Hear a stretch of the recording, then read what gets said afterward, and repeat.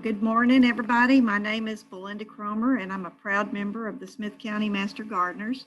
Welcome to the Tyler Public Library Smith County Master Gardeners Joint Library Series, sponsoring all things gardening and nature. This is our last in the series for 2021, and we'd like to thank the Tyler Public Library for all they do for our community and for partnering with us on this project. We've been doing this together for many years now, and we didn't let COVID shut us down. As with other things today, we've changed our in-person gatherings at the library to this Zoom format, and we're very thankful to have this as an option. So again, thank you to the library for making this possible. We look forward to doing this again in 2022 and hoping that we will be back in person at the library. Before I introduce our famed speaker, Greg Grant, for the program today, The Whole Truth, the Woodpeckers of East Texas, let me just give you a little information about our Master Gardener program. We are part of the Texas A&M AgriLife Extension Service. Our organization is specially trained to provide horticulture information, help, and education to the people of Smith County through the Texas A&M AgriLife Extension Service. Our members go through about 72 hours of all varieties of horticulture-related education, including hands-on training, and we spend hours in a year-long internship so we are prepared to serve the community. The training class is normally held the first 3 months of the year, January through March, but this year, because of COVID, we are moving our class to June, July, and August. So here's a little advertisement for anybody interested. Our 2021 class still has a little time to sign up. The deadline is Monday, May the 24th. Class will start June the 3rd. So if you're interested in attending our Master Gardener class, reach out to the Texas A&M AgriLife Extension Service office at the Cotton Belt Building here in Tyler. We'd be happy to sign you up. It's a very rewarding program filled with people who love horticulture, nature, and digging in the dirt. If you want to see examples of our work in this community, we invite you to visit our Tyler Botanical Garden that's located in the Tyler Rose Garden. We maintain the Botanical Garden for the city of Tyler, and we're all very happy volunteers. So now to talk about our speaker. Today's speaker, Greg Grant, is a well-known, published, and award-winning horticulturist who offices here in Smith County as our Texas A&M AgriLife Extension Service horticulturist. He is also much loved and appreciated by the Smith County Master Gardeners who are blessed by his leadership. Greg is a writer, a photographer, a conservationist, and the 7th generation Texan from Arcadia, Texas. He is the author or co-author of several great books, including In Greg's Garden, A Piney Woods Perspective on Gardening, Nature, and Family, Texas Fruit and Vegetable Gardening, Heirloom Gardening in the South, Texas Home Landscaping, the Southern Heirloom Garden, and the Rose Rustlers. He has a weekly column in the Tyler Morning Telegraph every Sunday. You don't want to miss it. A monthly blog called Greg's Ramblings, and a very popular column in the Texas Gardener magazine called In Greg's Garden. Greg's work has been featured in many magazines and newspapers across the United States.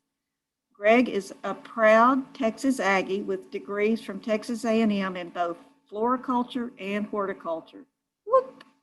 He has continued his postgraduate education with classes at Louisiana State University, North Carolina State University, and Stephen F. Austin University, where he is currently working on his PhD because he just doesn't have enough to do. Just kidding. He has a long list of experience as a horticulturist with Stephen F. Austin Gardens, Mercer Arboretum, and the San Antonio Botanical Gardens. He has been an instructor for Stephen F. Austin and Louisiana State University, and a director of research and development at Lone Star Growers and the famed Antique Rose Emporium.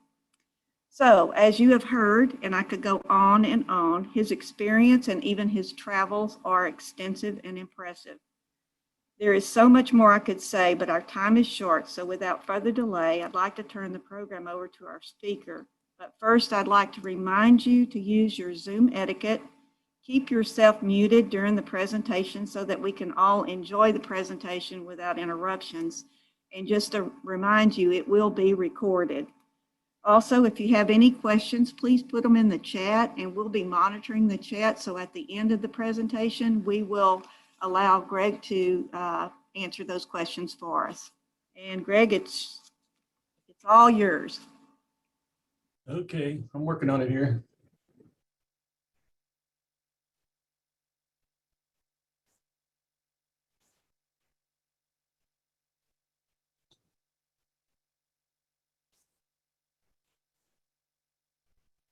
Okay, can everybody see that and hear me?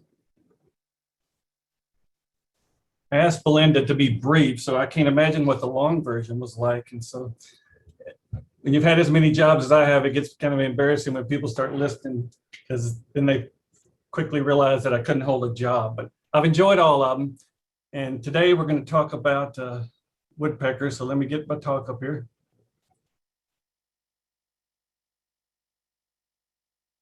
All right, everybody got that? A few little technical difficulties.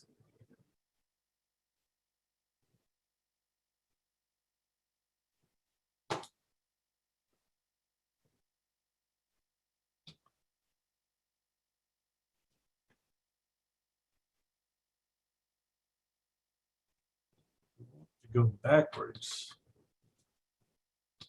Okay, never go backwards in life, always move forward. So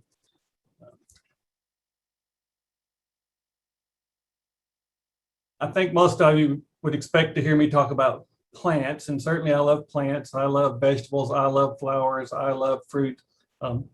Unfortunately, I was one of those in school that they tried to make focus on one particular aspect of horticulture, and I was interested in everything, and always have been, and not just growing plants.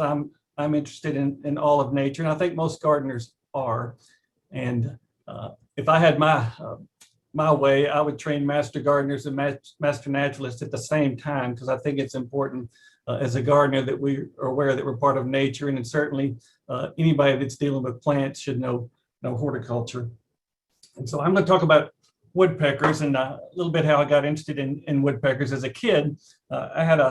Of course, I had lots of odd relatives. I'm surrounded by strange people, strange friends, strange animals, and I had a great uncle Alton who was permanently inebriated on vanilla extract. And I didn't know that as a kid. I just thought he was the most pleasant smelling person in the world because he smelled like my mom making cookies. And he's usually sitting around. I'm not sure he ever had a job, but he'd sit there on a Coke crate at the store in the little community, and he'd say, "Come here, you little peckerwood." And I'd come sit on his lap, and he'd tell me stories. And I remember how nice I thought Uncle Alton was. It was my great uncle. It was my grandmother Ruth's uncle. I guess that makes him a great uncle. And I remember asking my oldest brother one time, "Didn't you think Uncle Alton was just the nicest, sweetest man ever?" And my oldest brother was just 2 years older, but he was old enough to respond, "That old drunk?" And I'm like, he wasn't a drunk. He was a sweet man, and he called me a little peckerwood. Well, peckerwood is the country name for woodpeckers. And so I was a peckerwood from the time I was a little kid, and it wasn't until later that I realized that was the name for a woodpecker. And so thank you, Uncle Alton. And woodpeckers are interesting, and they've had quite a history as far as public recognition and acknowledgement, because most of human existence, people thought of woodpeckers as a bad thing. And so let's back up from whether they're good or bad and look at what makes a woodpecker so different. And certainly our landscapes are full of birds of all kinds, and woodpeckers are not your average bird. They're quite different, and we're going to look at some of the things that make them different. They have specialized bills and skulls, and think about it. Most people think of a woodpecker and they think of a flying jackhammer. Well, imagine if you spent your life pounding onto wood, what a toll that would take on your skull and your brain. Well, they actually have specialized bills that are literally like drills, really hard material. They have specialized skulls that can take that impact. They have specialized tongues that they use for foraging when they're out there. They have specialized feet. I mean, they're not birds that sit on top of a branch. They're birds that stick to a trunk, and they have specialized tail feathers. So let's look a look closer at those aspects of a woodpecker. And so literally they're these jackhammers that pound away day in and day out. And so literally they have to have bills made out of a harder material than normal. They have to have a skull that actually has this spongy tissue in there to withstand the percussive nature of pounding. They have also specialized tissue around their brain that keeps them from getting brain damage. Imagine if you were banging your head into a wall every day. They have specialized neck muscles that keep from breaking their neck when they're pounding in a tree. And if you ever have time, Google a live video of a woodpecker foraging or pecking or drilling a hole, and you'll be amazed to see what kind of pounding and how fast they do it and suffer no damage whatsoever. As I mentioned, they have specialized tongues. Now this is really gets weird. Woodpeckers have a tongue that can extend more than twice the length of their bill. And so it's literally made to go into a hole further than even their bill will go. But not only that, the woodpecker's tongue goes through their mouth, around the back of their skull, splits into two parts, and then anchors in one nostril. And so it's this long, stretchy, powerful tongue that literally it's like a rubber band stored up, so it's able to stretch out so far. And then at the end of it, all except one species I'll mention later, is barbed like a fish hook. And so it's literally can stretch way out, stab into a hole, into an insect, hook onto it, and pull it out and eat it. And so there's no other birds that have those attributes other than a woodpecker. They also have really different feet. There are some other birds like parrots that have these feet. So birds that are able to stick to a side of a trunk. Imagine if I threw you up on the side of a tree, how long you'd stay there? Not very long. So woodpeckers have what are known as zygodactyl feet, which means instead of having 3 toes forward and 1 toe back, they have 2 toes forward and 2 toes back. So they're literally made not to sit on top of a branch. They're made to sit upright, stuck to a trunk of a tree. And so there's an example of a woodpecker and its zygodactyl feet. They also have specialized tail feathers. So where a typical bird just has normal tail feathers that are fairly stiff, woodpeckers have really stiff prop feathers. And so when they're stuck to a side of a tree to do what's known as hitching, so they can go up and down a tree literally by just kind of hopping. You can Google the images of that and a video of that with the woodpecker hitching up and down a tree. And so as those 2 toes up and 2 toes back are held against that tree, of course, naturally they would fall back if they didn't have another mechanism. And so they have these specialized, really stiff prop feathers that press down against the tree. And so as the tail feathers press against the tree, it presses that woodpecker and those upper claws against the tree, and it helps them stay stuck to a tree. And as many woodpeckers as I've seen in my life, I've never seen a woodpecker come unhitched from a tree. So it's amazing how well that works. Now, throughout time, people have considered woodpeckers bad, and this is how humans are. You see woodpeckers on dead trees, and what's the first thing that people normally assume when they saw woodpeckers on a dead tree? They killed my tree. And so there are people out there to this day that think woodpeckers kill trees. In the old days, literally people would shoot woodpeckers thinking that they killed the trees. Also, they like fruit, and so people, farmers and whatnot, would shoot woodpeckers thinking that they were bad. So just because they're wearing black doesn't make them the bad guys. Now, let's look at what most people know about woodpeckers, the sound that they make. Well, there's 2 different sounds, and if you'll pay attention in your landscape or in the country or in a park, but even in urban areas, there are a lot of woodpeckers, and there are 2 distinctive sounds they make that most people don't distinguish between.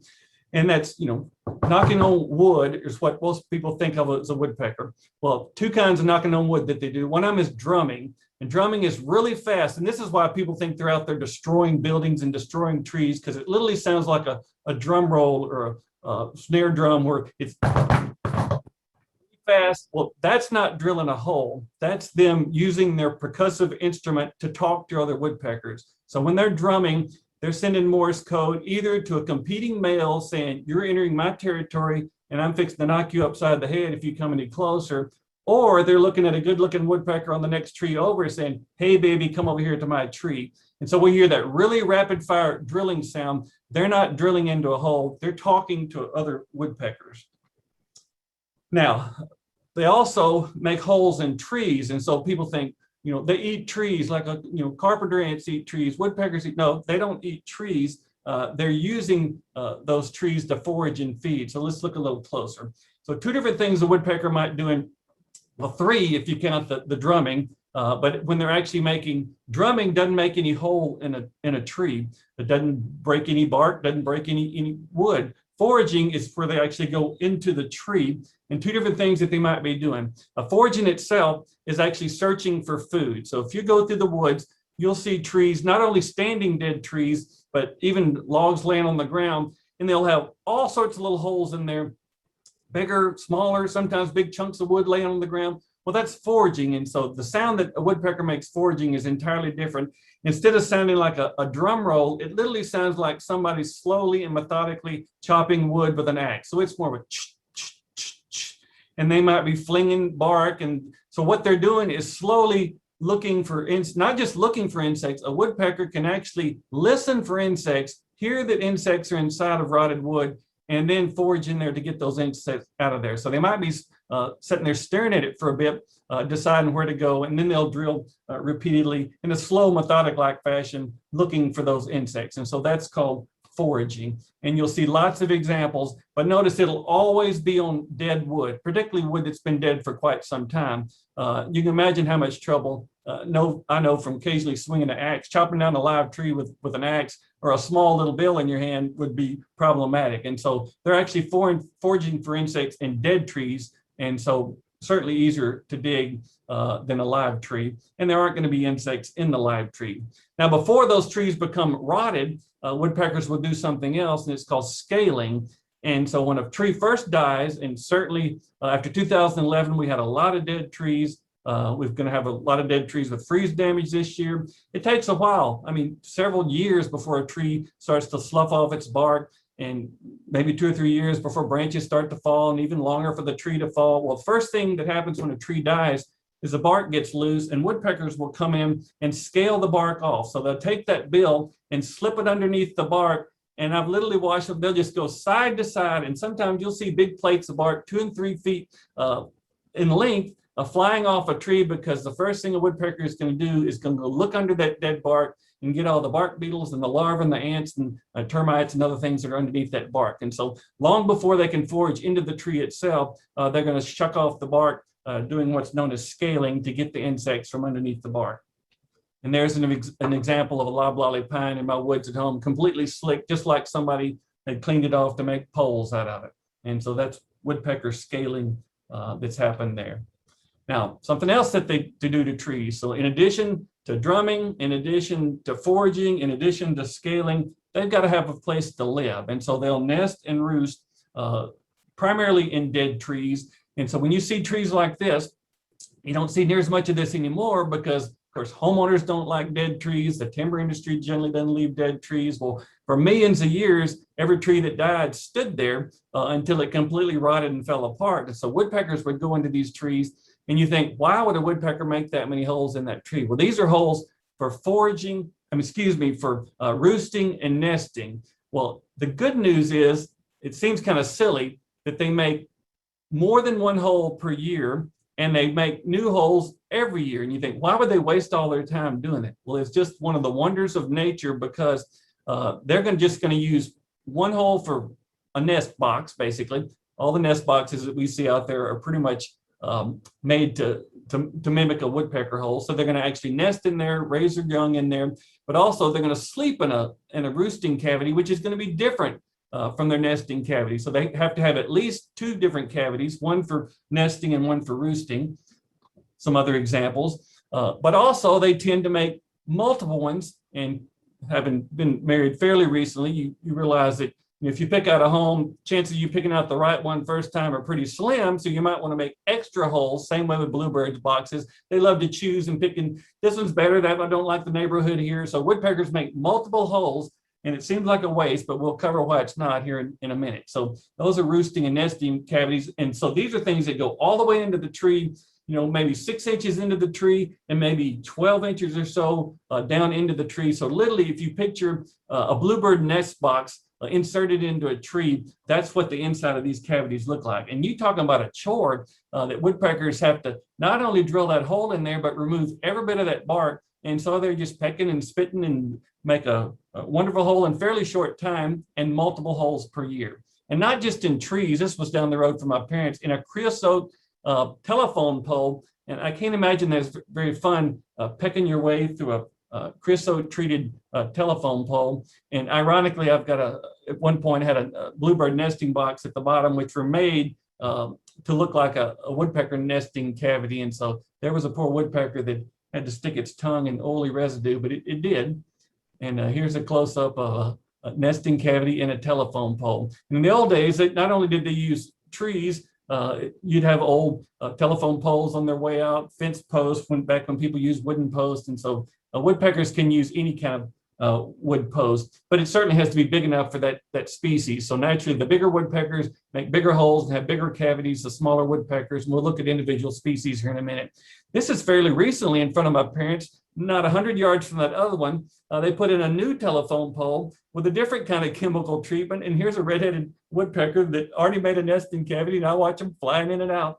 And so there's plenty of trees. I guess they just see that pretty scaled pole, and maybe they don't have good taste buds because I'm sure it's not good for them. But and I know that the electric company is not going to be proud to have a woodpecker drilling a hole in there, because just like trees in the wild during a storm, I'm sure those poles could break off there.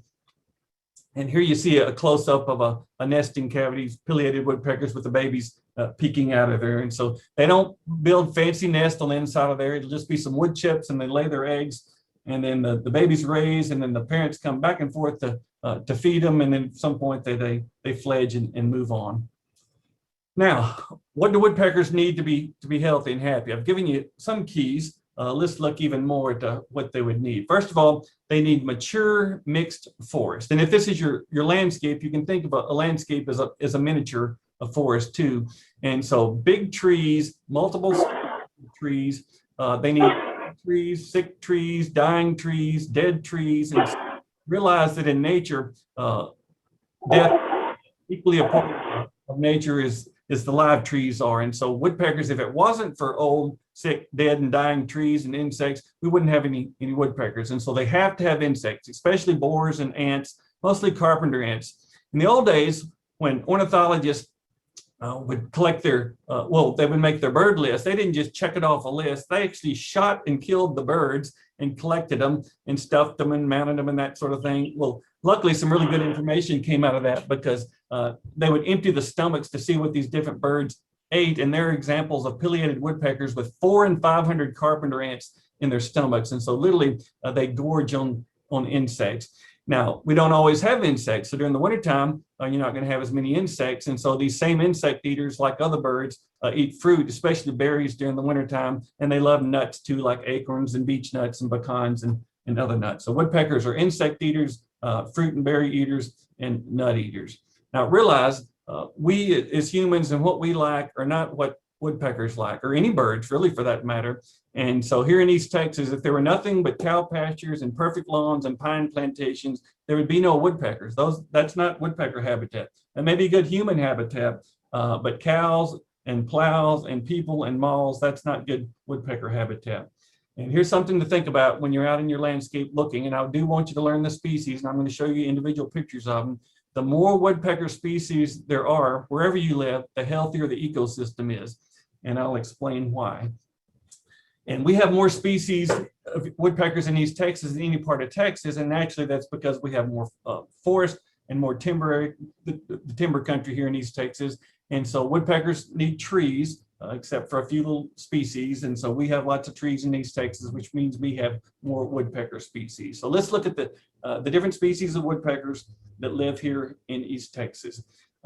We had 9 species, now we just have 8. So we have the downy woodpecker, and I'll show pictures of these. That's our smallest. The yellow-bellied sapsucker, which is just here for the wintertime. The red cockaded woodpecker, which is an endangered species. The hairy woodpecker, which isn't very common. The red-bellied woodpecker, our most common woodpecker.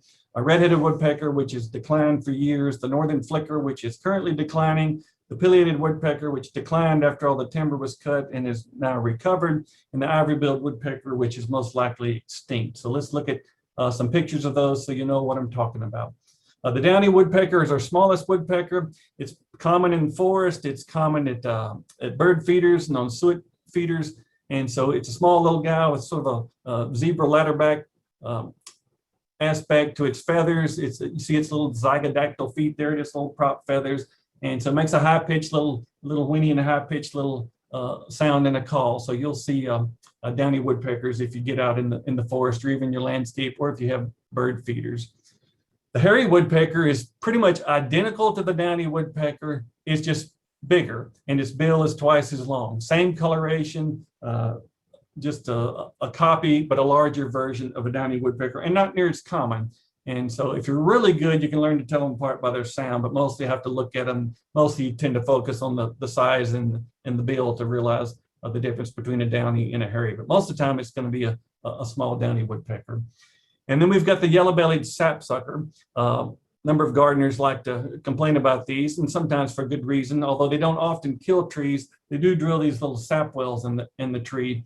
And so the reason it's called a yellow-bellied sapsucker, it literally has yellow feathers underneath it. They're the only migratory woodpecker we have. And so like a smart little woodpecker, it goes north during the summertime, spends the summer in cool, Minnesota and the upper US, and then comes to the south for the wintertime. And then when it's here, this is what it does. And so there's a reason, because unlike all the other woodpecker species that have that barbed tongue for poking into a foraging hole and pulling out an insect, the yellow-bellied sapsucker is the only one that has a tongue that ends in like a feathered paintbrush. And so they drill little sap wells, and people oftentimes get these confused with borer holes. And so a borer exit hole is completely random, larger, and goes all the way into the wood. A yellow-bellied sapsucker just drills through the bark into the cambium, and they're always in straight rows. So it hitches horizontally around the trees. It looks like bullet holes in the tree, drills these tiny little holes. They bleed sap, and the woodpecker comes back and laps up that sap and picks up the insects that gather in there too. But it's really more like a hummingbird, and it's feeding on sap. So when you see straight rows in a tree, that's yellow-bellied sapsucker. Rarely kills a tree, particularly larger trees. Sometimes it might girdle individual branches. Like here, we have some problems on camellias and smaller shrubs. But just realize it's during the wintertime that it happens. So if you have a problem and you think they're girdling it too much, just wrap that trunk with wire or gauze or cloth or burlap or something, and that'll prevent them from coming back there. But you can even go into old trees and see the healed over scars sometimes year after year after year when they heal over. So that's our yellow-bellied sapsucker. This is the red cockaded woodpecker, and it's an endangered species. Most of you'll never see it. It has to have specialized conditions, large pine forest, older pine, 75 years and older, and it's the only woodpecker that does its roosting and nesting in live trees. And so a little bit similar to a hairy woodpecker, has those white cheeks on there. Its only distribution range is the pine forest of the southeastern US. And here's what's unique about it. It lives in living pine trees, and it goes around its hole in that living bark, kind of like the yellow-bellied sapsucker, drills these sap wells, and they bleed this resinous sap. And if you grew up around pine trees like me, you know what a sticky mess pine resin, or rosin as we call it in the country, makes. Well, they do that to keep Texas rat snakes, a really good climbing snake, what we know as chicken snakes, from crawling up there and getting into the eggs. So they can crawl across bark really good, but when you get to that sticky sap, they can't crawl in there. And so every day they peck and irritate that living tree. And so they have to have old trees because it needs to have some this red heart fungus, so the inside is soft, but it needs to be alive so they can drill on it for them. And so you can see why the things are in danger. When we cut all the pine forest, and now we only grow pine trees to about 30 years old, well, these guys need 70, 100, 200-year-old pine trees. And so that's what happened to red cockaded woodpeckers. So they're rebounding. Forest Service and other areas are doing a better job of looking after them and letting the trees live and identifying the colonies of red cockaded woodpeckers, but they're never going to be common just because we don't have old growth pine forest anymore. And this is the kind of pine forest I'm talking about. William Bartram visited in 1791, all the way from East Texas to the East Coast, described the vast forest of the most stately pine trees that can be imagined. Giant 200, 300, 400, 500-year-old pine trees in a fire ecosystem with no brush beneath. That's the ecosystem that a red cockaded woodpecker has to have. And drive up and down the highway through East Texas now, and you just don't see that. So that's why we don't have those woodpeckers as a common woodpecker anymore. And so unfortunately, before we cut all the big pine trees, at least in the longleaf pine industry. They would bleed them for the sap and the turpentine, and then they'd cut them. And so we actually, between the turpentine industry and the naval stores industry and the timber industry, got rid of their habitat. And so some people, including myself, are trying to recreate some of that habitat with longleaf pine. 3 species of pine in East Texas: the shortleaf, the loblolly, and the longleaf. All of them in their old growth stages would have supported red-cockaded woodpecker, but particularly the old longleaf pines. And so they had this strange little grass phase that people didn't understand and didn't know how to replant. They were fire dependent, so the fire actually kills off everything except the pines and the native perennials and grasses. And red-cockaded woodpeckers and other pine savanna species have to have an open pine forest. Even if you had 100-year-old pine trees, if it's grown up with yaupon and sweet gum and other trees in there, red-cockaded woodpeckers won't use it. And so it had to be one of these fire ecosystems that were completely cleaned out. And the fire doesn't hurt the longleaf pine or any large pine for that matter. And so that's the habitat that those red-cockaded woodpeckers need. This is a classic pine savanna ecosystem that's in southeast Texas, and that's where the red-cockaded woodpecker and other pine savanna species like brown-headed nuthatch and pine warblers and American kestrels and other things would require. All right, the most common woodpecker in most East Texas landscapes and all across the southeast is going to be what's known as the red-bellied woodpecker. And a lot of people think of this as the red-headed woodpecker because they say, well, look, the head is red. Well, it's not completely red. I'll show you the red-headed woodpecker in a minute. And so it has a red mohawk. And if you'll notice, it has just a little bit of a wash of red underneath its belly there. And it wasn't until I found a dead one time and picked it up and looked at it that I ever even see that red. So when you see a red-bellied woodpecker, you're not going to see a red belly. You're going to see that zebra stripe back, and you're going to see that red mohawk on there. And they make a lot of loud, raucous noises. And so you can hear them before you even see them. And they're quite common both at bird feeders and in urban landscapes and in the forest. And so that's the red-bellied woodpecker. The red-headed woodpecker is, to me, the most beautiful woodpecker of all. A solid red head, just like you've dipped it in blood red paint. Wears a tuxedo of solid black, solid white, solid red head. Not near as common. The numbers have declined for years. They're starting to rebound some. And so they need, like the other woodpeckers, except the red-cockaded, they need bottomlands, they need dead trees, and they needed large trees. But just a gorgeous woodpecker that I grew up with as a kid. Didn't see them very much for 30, 40 years. Now I'm seeing more of them, and that's a good thing because they're so pretty. Now this is the northern flicker, and so it's not as common as the others. It doesn't look as much like a woodpecker as the others. Certainly a woodpecker feeds on carpenter ants and other insects. It's actually the state bird of Georgia, believe it or not. And you can see why they call it the yellowhammer there, because it's got yellow under feathers to its wings there. So when you see it flying, or if you happen to, I find feathers occasionally, pick them up and they're just bright yellow under there. So that's the northern flicker, or a lot of people refer to it as the flicker, or if you're in Georgia, you can call it the yellowhammer, their state bird. One of my favorites, certainly to hear, and the largest we have in East Texas, is the pileated woodpecker. And so pileated comes from the word pile, like the pile on a carpet, because of that red crest on its head. It's its Latin name, I think, actually means the crested woodchopper or something like that. And so naturally, when you see a woodpecker the size of a crow chopping wood out there, and you see a red top on there, it's pretty easy to take notice of it. Now, this is actually a male pileated woodpecker. If you notice, it has a red mustache on there, and its red crest on its head comes all the way down to its bill. So if you ever get a chance to see one at your feeder, or if you happen to see one close enough in your landscape, if it has a red mustache and that red crest comes all the way down to its bill, that's the pileated woodpecker. Here you see a female. Notice it has a black mustache, and the red crest doesn't all the way come all the way down to its head. Now, I knew these things as a child before I knew what they looked like, because as a kid in East Texas, and there's a prime example of prop feathers you see pushed against that trunk there in the Zygodactylus feet. And so they make a really loud, almost a jungle call that I didn't even know was a woodpecker. As far as I knew, it was a monkey in the jungle out there.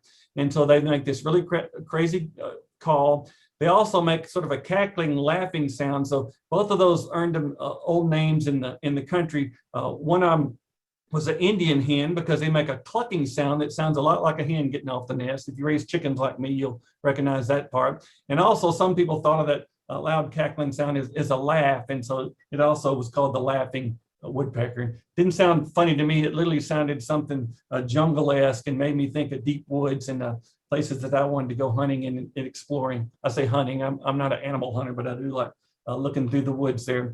And here you see an example of a pileated woodpecker in flight with those leading white wings on there. And I have a pretty long commute through East Texas every day. And just about once a week, I'll get to see a pileated woodpecker fly over the road. And there's three things that make it a good day for me. One of them is seeing a pileated woodpecker, seeing a bluebird, or seeing a zebra swallowtail. And I always say, if I see one of them, it's a good day. If I see two of them, it's a great day. And if I see all three of them, it's a perfect day. And so just this week, I also had a red-headed woodpecker literally fly right in front of my windshield. And so it's pretty unusual, and literally close enough that I had to put on the brakes because I thought I was going to hit him. And Greg doesn't like to run over birds, and so I'm the only guy that would crash into a tree to avoid hitting the birds. And here you see, and see if you've done your homework there. Is that a male or a female pileated woodpecker looking after the children there?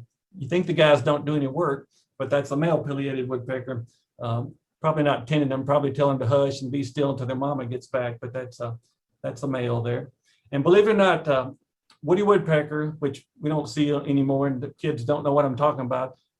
When I was growing up, he was like the most obnoxious cartoon character you'd ever met. Well, he was actually fashioned after a pileated woodpecker. And so you can see how some people thought that was sort of a laughing sound, because Woody was constantly causing trouble for everybody with that obnoxious laugh, and that hammering sound he would make. Now you'd know was a drumming sound, not a foraging sound. So, goodbye, Woody. Now, we used to have ivory-billed woodpeckers in East Texas and all across the South. Maybe they were never extremely common, but they were even larger than a pileated woodpecker. So if you've seen a pileated woodpecker, imagine a woodpecker even bigger than that. And notice on the wings, the white was on the trailing edge, not the leading edge. And so if you happen to see one flying, which you're not going to see an ivory-bill flying, that white would have been on the leading edge. And they also had a whitish colored bills, which gave them the name ivory-bill.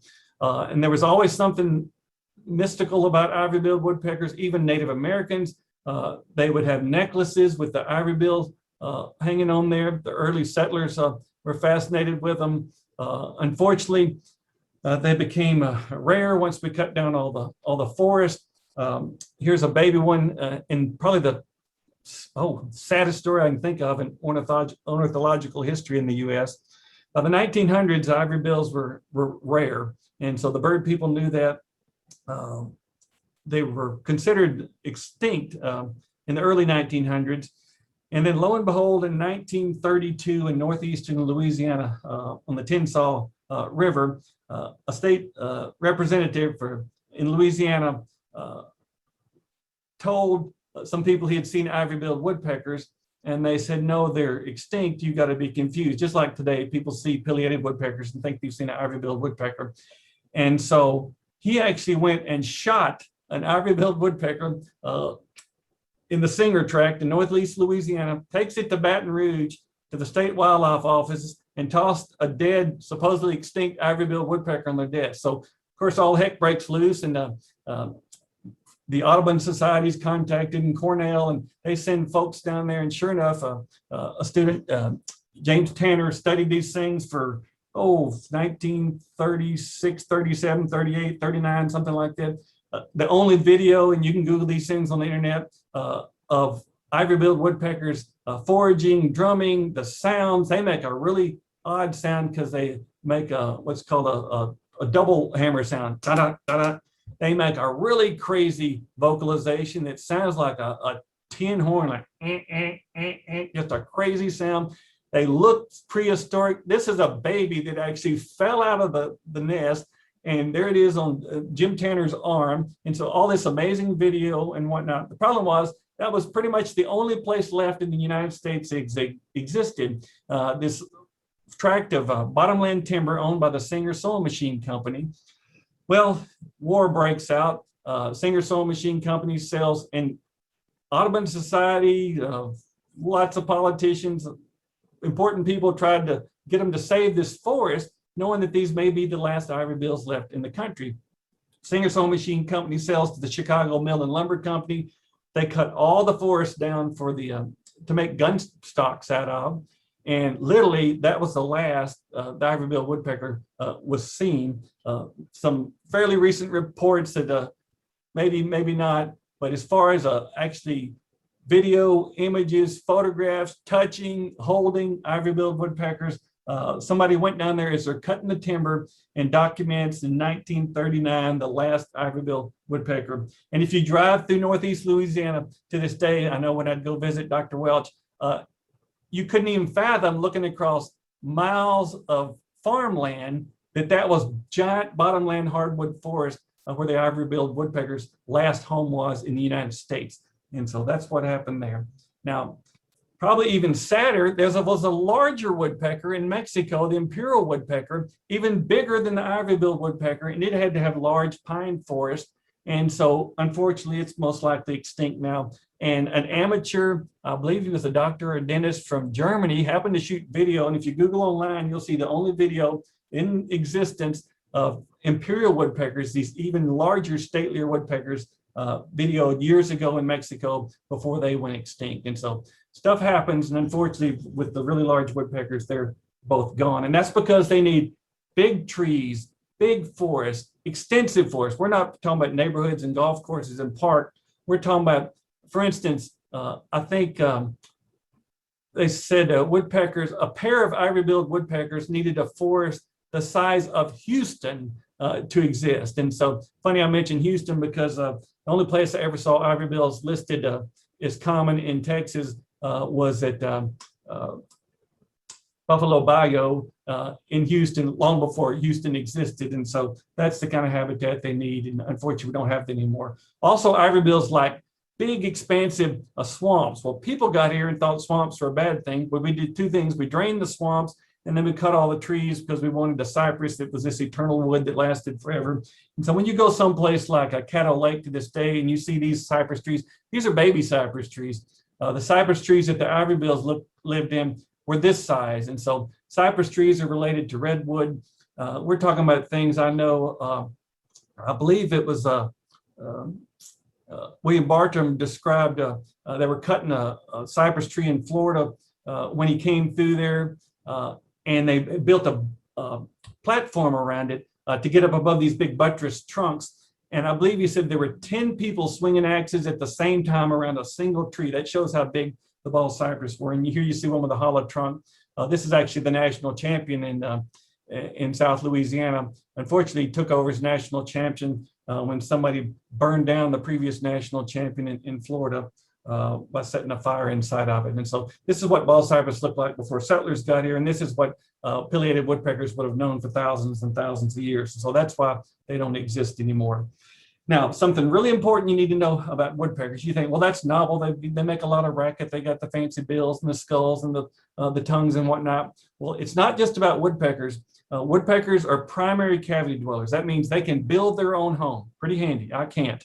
But they're in something known as a keystone species because, remember I told you they built a lot of holes every year?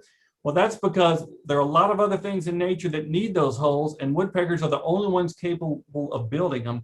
And so when you're a primary cavity dweller, that means that there are secondary cavity dwellers that follow behind you, waiting for you to build them a home.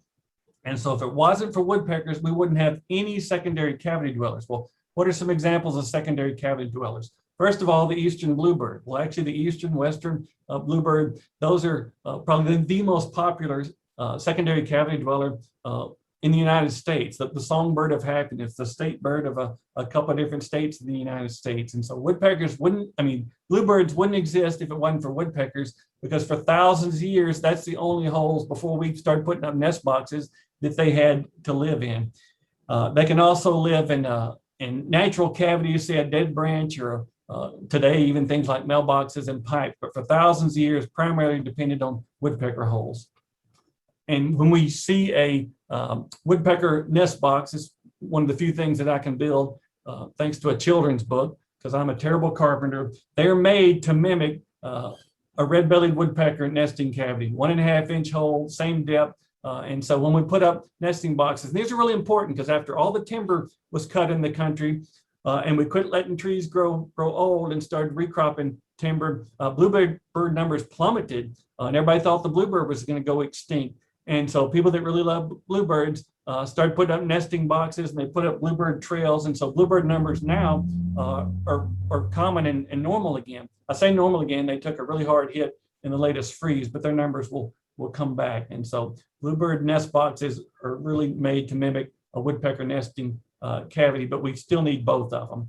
And here you see baby bluebirds in one of my boxes, and that's what it would look like in the bottom of a woodpecker hole too. And bluebirds still know how to use a woodpecker hole, and so that's not the case of all birds. Some other secondary cavity dwellers that you might be familiar with from your bird feeder or your backyard. One of them is a Carolina chickadee, and so chickadees make a little chickadee dee dee sound, and so they're a secondary cavity dweller. They will build in bluebird nesting boxes, and of course for thousands of years they used woodpecker holes as well. Tufted titmice, that's a secondary cavity dweller that needs woodpeckers and nesting boxes. So in my bluebird nest boxes at home, I used to have 120, I'm down to probably 20 now. I'll generally get about a third titmice, a third chickadees, a third bluebirds. Well, let's throw in a fourth of those and a fourth of flying squirrels for that matter. Nuthatches, in this case, the white-breasted nuthatch, that's a secondary cavity dweller. Normally associated with hardwoods. The brown-headed nuthatch associated with pines and pine savannas. That's a secondary cavity dweller that relied on the woodpeckers. It can make its own hole if it has to. It's got a pretty amazing little bill itself. It's the only bird, I think, documented that can actually use a tool to harvest insects. And so it can actually pick up a little piece of bark or a little stick and go around and pry open bark to find insects. So one of my favorite little birds. And if you've ever heard one in a pine forest, it sounds just like a squeaky toy doing its squeak sound out there. And here's something unique in one of my nest boxes because I don't get around to clean them out as often as I should. That is a brown-headed nuthatch nest on the bottom lined with the pine wings. That's a Carolina chickadee nest in the middle lined with moss, and an eastern bluebird nest on top lined with grass and pine needles. And so naturally in the wild for thousands of years, we didn't have people with boxes cleaning them out. And so they literally just had to make do and just pile their nest on top of other nests. And so that's pretty unusual. Carolina wrens, they're a secondary cavity dweller. Also probably make more racket than any bird out there for their size. Great crested flycatchers, they live here in East Texas, and they're a secondary cavity dweller. Would you believe purple martins existed for thousands and thousands of years using woodpecker cavities alone?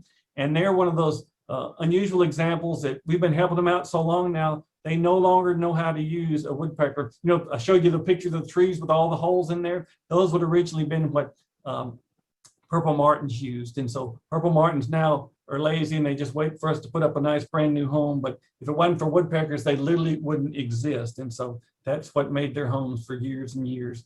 American kestrels are secondary cavity dwellers. Wood ducks are secondary cavity dwellers. And actually, when we get into these larger birds, we're looking at pileated woodpecker nesting cavities, not smaller woodpecker nesting cavities. Hooded mergansers are secondary cavity dwellers. All the owls are secondary cavity dwellers. Flying squirrels are secondary cavity dwellers. And so lots of other things use these holes. And so that's why woodpeckers are known as a keystone species. If they didn't exist, a large chunk of nature wouldn't exist either. And not only are they making cavities, they're also spreading around the seed from those berries and those fruits and those nuts. And so you haven't lived until you've reached in your nesting box to clean it out and grabbed a handful of flying squirrels. And so if you remember the songs Mississippi Squirrel Revival, well, that's been reenacted several times when I reached in there thinking I was grabbing nesting material and grabbed live flying squirrels. And so they're nocturnal, so they're sleeping during the day. You see those great big eyes. So cute little guys. I know some of the bluebird people don't like them in there, but I'll put up, as long as it's a native animal, I don't care who gets in my boxes, and they can all live there. Unfortunately, one of our extinct species that went extinct along with the ivory-billed woodpecker was the Carolina parakeet, our only temperate zone parrot in the United States. And it too was a cavity dweller. So when you get rid of dead trees and woodpeckers go down in numbers, other things follow. And so unfortunately, we'll never have the Carolina parakeet back. And it also liked those same southeastern swamps, and where ivory-billed woodpeckers might be using the cypress trees. The Carolina parakeets would use cypress trees, but also palmetto palms as well. So what can we do to increase the numbers of woodpeckers, to encourage woodpeckers, both primary cavity dwellers and also the secondary cavity dwellers that come along with them? First of all, we want to avoid clear cutting when we can. And so naturally, if you get rid of all the trees you're not going to have any woodpeckers. If you get rid of even all the old trees, you're not going to have woodpeckers. And so we don't want to do that. And I farm trees, and certainly East Texas is timber country, and there's nothing wrong with farming trees. But yet, as we know, if you cut all the big trees across the entire United States, which has been done multiple times in our existence, the woodpecker numbers decline. And if those decline, other things decline with it. And so you want to plant trees and more trees, especially hardwoods, when it comes to habitat for woodpeckers, because they do like the berries and the nuts that go with those. But any tree is better than no tree at all. So let's keep it forest country here. And the more kind, the better. East Texas is not just loblolly pines. It's a lot of different species that used to grow here and should grow here. And not only live trees, dead trees are just as important in nature as a live tree. And so a whole new life takes over when a tree dies. Here's a prime example. This was a loblolly pine on some property that my parents own. It's actually a loblolly pine on the left, a shortleaf pine on the right. You see lightning struck it there. It killed it. And so there it died. Well, what's the first thing that happened? Woodpeckers come in there, scale off the bark, feed on the insects. And then I don't know if you can see at the very top there, there's actually a pileated woodpecker nesting cavity in there. Lived there for years till that top eventually broke out of there. And so if you can, and if it's not hanging over your house or your car, you want to leave dead trees standing. There's that same tree with the pileated woodpecker at the top of it there. And so I used to sometimes sit out there and watch a pair come in there and roost at night. And so a dead tree to a woodpecker, and then all of the secondary cavity dwellers, is the same as putting up a brand new shiny martin box for your martins. And so that's exactly what they need and what they're looking for. Now, if you're in a landscape where you can have a dead tree, and here's one at the Piney Woods Native Plant Center in Nacogdoches, if you got power lines that they're going to fall on, or property lines that you're worried about, we would cut them beneath the lowest power line. And here's one in the front landscape that I actually watched a pileated and a red-headed woodpecker fight over to have. And so not only have they scaled it off and eaten the insects under the bark, they built nesting and roosting cavities. In the backyard of the same property, same thing happened. And here's a pileated woodpecker that I actually got to watch excavating a roosting cavity. Male or female? Red mustache, so that's a male. Good job. Here's the same tree with the red-bellied woodpecker on it. And so a dead tree to a woodpecker is like a lollipop out there. And then a dead tree with woodpeckers to a bluebird is like somebody died and left you a beautiful home in their will. And so these are extremely important. So never, again, think of a dead tree as a bad thing. They're just as important to those species as putting a hummingbird feeder is out there for your hummingbirds.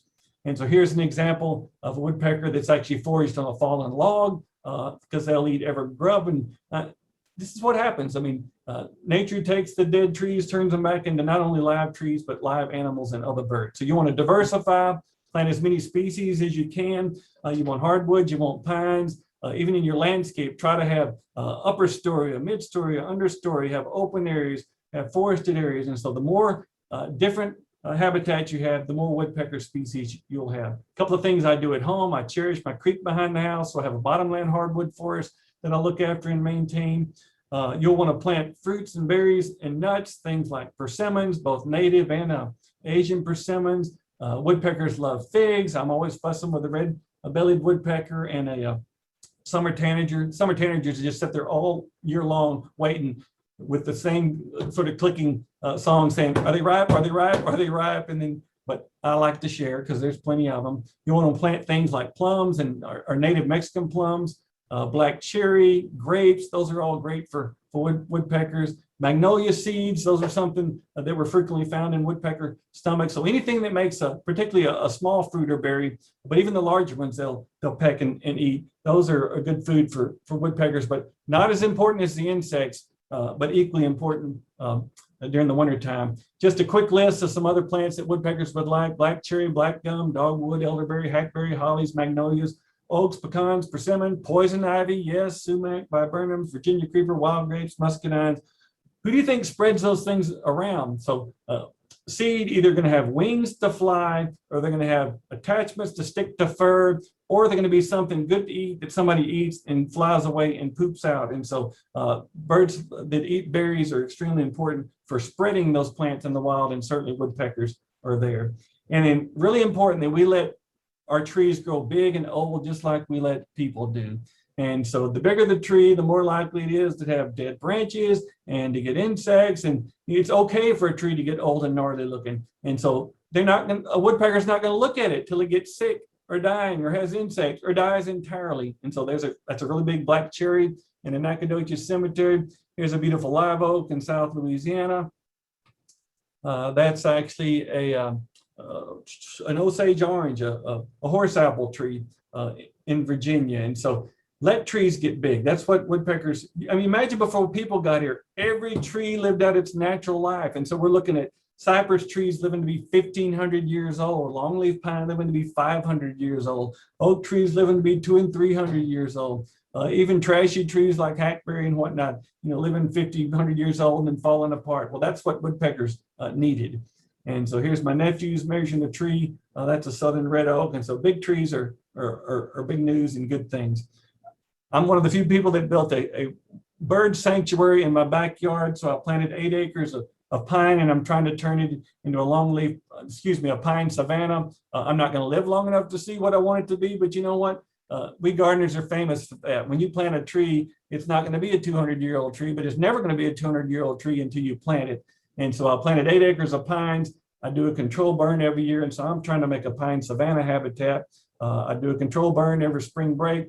My dad calls me the firebug, but it's essential for pine savanna species like the red cockaded woodpecker. So the other woodpeckers are doing okay. So I don't have enough land to have red cockaded woodpeckers, but I can at least pretend. And the more light and the more fire you get, the more perennials and the more native grasses. And eventually you have this open park-like setting. And there was a time when the settlers first got here, you could ride from Georgia to East Texas. The pines were spaced out far enough. It looked like a Midwestern grass plain under these giant pine trees. And you could ride your wagon and never, other than the Mississippi River, you'd see nothing but big pines and grasses. And you didn't even have to dodge around a tree or get off your horse to go underneath a branch. You don't see that anymore. And so I let any pine tree that wants to die back there, I let it die. So there you see a red-bellied woodpecker in there. There you see a pileated woodpecker. What I really love is when the fire is just going out and you got smoke, and the woodpeckers know, and they say, this guy's making habitat, and they literally fly in there to check things out. And so they know a dead tree from the air and will fly in to inspect it. There's a red-headed woodpecker in my forest. And so I didn't have red-headed woodpeckers for 30 years, and I start killing trees and letting dead trees stand, and then they reappear.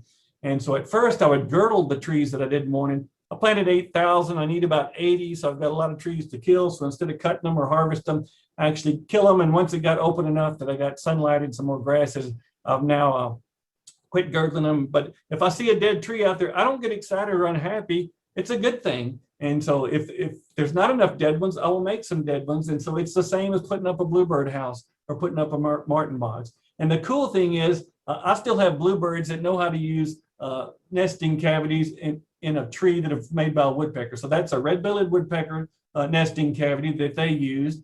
And then Carolina chickadees used it, and then an eastern bluebird used it. And so it's fun to see, unlike a martin, that the other birds still know how to use woodpecker holes. One quote for you from one of my favorite books, Land of Bears and Honey, written in 1984. As surely as sun follows rain, the woodpeckers will thrive where old pines grow. It seems such a simple matter then to have woodpeckers. Leave some old trees, but ours are the times, excuse me, that's the Greg, shut up, alarm. Leave some old trees, but ours are the times of youth. Old people are put away, they have no use. Old trees are cut down, there is no space. Old woodpeckers die, and it makes no difference. Well, just like old people are valuable, old trees are valuable too. And if we didn't have old trees, we wouldn't have woodpeckers, young or old.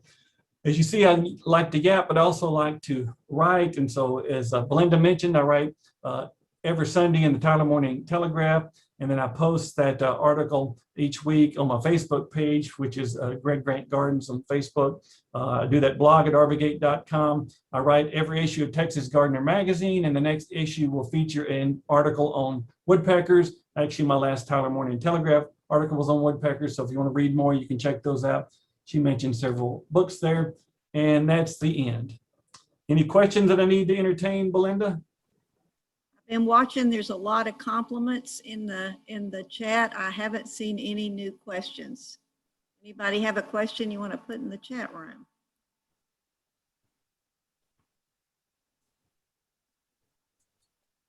was a great presentation, Greg. Thanks so much for always giving us your time. You're very welcome. Love my birds and my flowers. And we love you. Thank you. You don't have to live with me, by the way. That's why you love me. Will woodpeckers eat suet all year long?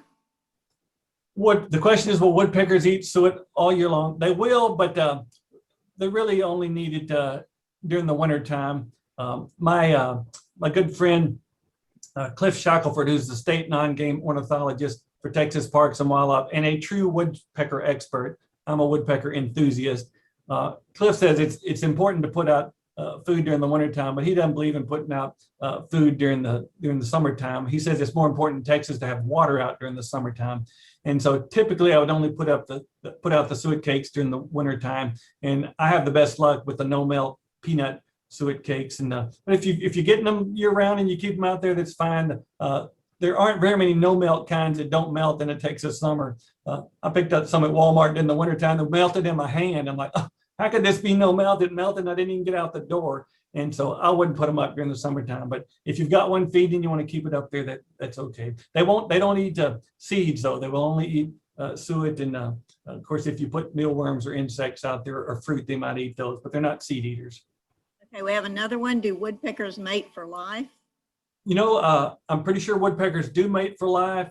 They tend to live, I think, 5 to 10 years. I think the larger species like pileated might even live 20 years. And so it's kind of sad when you think of them mating for life and something happens to one of them. But you know, if something happens to one, they'll find another, so they won't just go retire and live the quiet life. They actually find another mate. So I'm pretty sure they do mate for life. But there's some good information if you Google woodpeckers, Texas Parks and Wildlife, you'll see a publication that Cliff Shackelford wrote on the woodpeckers of East Texas, and certainly more of an expert than me.